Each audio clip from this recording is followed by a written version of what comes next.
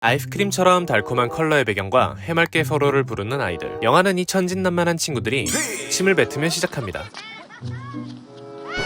오늘 리뷰할 영화는 2018년 개봉작 플로리다 프로젝트입니다. 무니와 젠시 그리고 스쿠티 세 친구들의 여름을 천진난만하고 순수한 시선으로 바라본 세상의 이야기를 통해 행복이란 무엇인가 알려줄 것 같은 갬성 영화라고 생각했지만 영화를 다 보고 나서는 필터 없는 현실적인 모습에 마냥 웃을 수 없는 웃픈 느낌을 받았습니다. 간단하게 줄거리를 핥아보자면 아까 얘네가 침 뱉었죠? 저는 여기서 뭔가 띠용 했는데 이 장면부터 영화가 마치 저한테 네가 생각하는 거 아니 하는 기분으로 딱 톤 앤 매너를 잡아주는 느낌이었어요.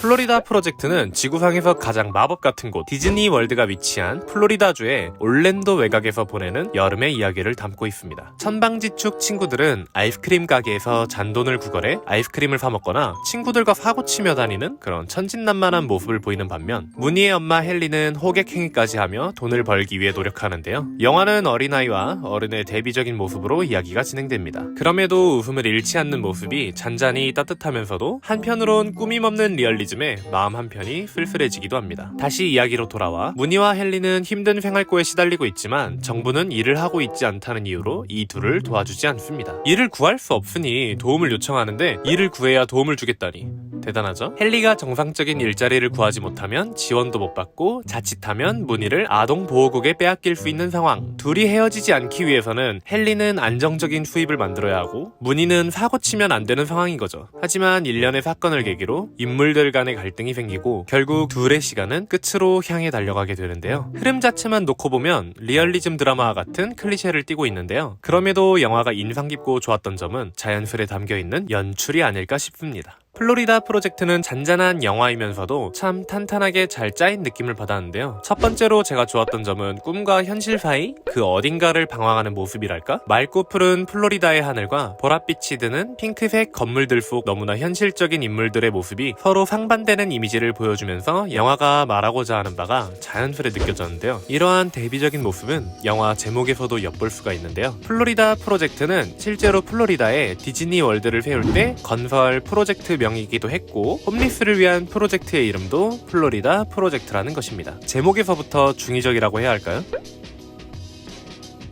꿈같은 디즈니월드 옆에 살고 있지만 그 사람들이 사는 현실은 꿈과는 너무나 거리가 먼 세상의 그 어느 곳보다 더 밑바닥인 것이죠. 아이러니하죠? 환상의 나라 디즈니월드 옆인데 정작 진짜 그 옆은 그냥 시궁창이니까 마치 동전의 앞면과 뒷면처럼 이렇게 밝은 면이 있으면 밑에는 어둡듯이 가장 밝은 곳 옆에 가장 어두운 곳이 있는 그런 느낌을 말씀드린 거예요. 저는 오해하지 마십시오. 이런 연출만큼이나 너무나 좋았던 건 인물들이 단편적인 캐릭터들이 아니라 입체적인 모습이어서 너무나 좋았습니다. 영화나 뮤지컬, 여러 장르에서 인물은 보통 어떤 의미를 내포하고 있거나 상징적인 역할들을 많이 하잖아요. 그러다 보니 너무 과몰입된 캐릭터가 생겨나기도 하고 인물이 소모적으로 소비되기도 하는데 입체적인 인물 구성이 너무나 좋지 않았나 싶습니다. 살짝 풀어보자면 인물들의 모습이 헨리와 무니, 주인공이자 소외된 빈민계층의 어른과 아이의 표상, 바비, 관료주의적 꼰대, 돈에는 약한 무력적인 아재, 엘리와 스코티, 발단 전개 위기 빌드업용 인물들, 정부와 아동보호국은 뭐 리얼 정부와 사회? 이렇게 보이고 소모될 수도 있겠죠? 주인공은 막 겁나 힘들고 바비는 와서 갈구고 엘리와 스코티는 친구 같지만 친구 아닌 친구 같은 이런 느낌으로 나왔으면 사람들 기억 속에서 시원하게 사라졌겠죠?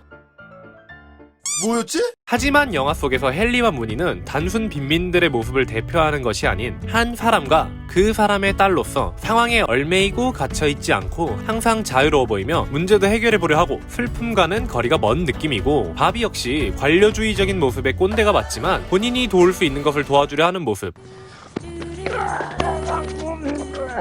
엘리 역시 처음에는 헨리의 친구로 사이좋은 이웃이었지만 자기가 아들과 일련의 사건으로 인해 헤어질 수도 있다는 사실에 헨리와 무니를 손절하며 서로 갈등이 생겨나는 모습 등이 아주 조화롭게 잘 비벼진 비빔밥 같은 느낌? 거기에 화면 구도나 색감은 말할 것도 없죠.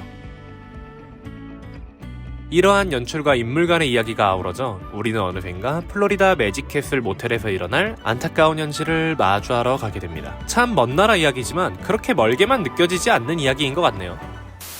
영화나 제 영상 지금 보시면은 아이스크림이 굉장히 많이 나오는데요.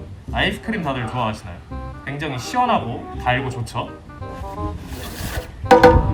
문희와 친구들은 영화 초반부터 이 아이스크림을 먹기 위해 먼 길을 걸어가서 잔돈을 구걸하여 사 먹곤 하는데요. 저는 개인적으로 이러한 모습이 영화 전체의 모습을 보여주는 것만 같았어요. 먹는 순간은 시원하고 달콤하나 금방 녹아버리고 오히려 목만 마르게 되죠. 그 짧은 순간을 위해 하루 종일 가게 앞에 앉아 구걸하는 모습이 한 주를 또 살기 위해 반값을 버는 헨리의 모습과도 겹쳐 보였고, 그런 걸 알면서도 바꿀 수 없는 현실을 마주하는 것밖에 할 수 없는 그런 모습? 이거라도 먹으며 행복을 찾아야 하는 모습처럼 보였습니다. 갈 수 없는 환상의 공간이며 가까우면서도 너무나도 먼 장소이며 가볼 수 없는 그곳. 마치 눈앞에 있지만 갈 수 없는 무지개 너머 어딘가처럼 현실과 꿈의 괴리가 현실적으로 보이는 영화 플로리다 프로젝트였습니다. 18년 1월에 처음 업로드를 시작하였으나 능력적인 부족과 당시 집안 사정과 생활고가 함께 좀 맞물려서 유튜브의 꿈을 접어뒀었는데요. 그저 그 상황 속 힘듦에 벗어나기 위해 내가 했던 최선의 선택이 다시 생각해보면 나는 그저 지금의 힘듦에 무지개만 하염없이 바라보며 아이스크림이나 핥아먹은 게 아닌가? 그런 생각이 들더라고요. 특히나 영화의 마지막 어른들을 뿌리치고 디즈니월드로 뛰어가는 문희의 모습을 보며 정작 제 자신은 그런 용기 내어 뛴 적이 있었는지에 대한 질문을 던져보게 되었습니다. 문희가 마지막에 뛰어간 후 어떻게 되었는지는 중요하지 않은 것 같습니다. 중요한 건 용기 내어 뛴 것이니까요. 저는 그렇게 생각합니다. 그래서 플로리다 프로젝트와 함께 돌아오게 되었습니다. 영화를 보신 분이라면 보고 어떠셨나요? 아직 못 보신 분이라면 어떤 생각이나 느낌을 받으실지 너무나 궁금한데요. 저는 영화를 분석하고 소개하는 사람이 아닙니다. 그냥 제가 느낀 점을 편하게 말씀드리고 여러분의 의견도 좀 편하게 들어보고 싶어서 컨텐츠를 만들어 보는 거거든요. 약간 제가 어떤 해답이나 이런 걸 가져오는 게 아니라 그냥 우리가 뭐 어떤 그림을 봤어요? 그 그림에 대해서 그냥 편하게 우리가 느낀 점을 얘기하잖아요. 너무 잘못된 이야기만 아니라면 편하게 누구나 자신의 의견을 낼 수 있게, 저도 그러한 뜻으로 좀 편안한 마음으로 만드는 컨텐츠니까 여러분도 항상 편하게 봐주시고 편하게 항상 말씀 주세요. 그래도 악플은 금지입니다. 제가 쿠쿠나스라. 아무튼 그럼 다음에 또 보도록 하죠. See you.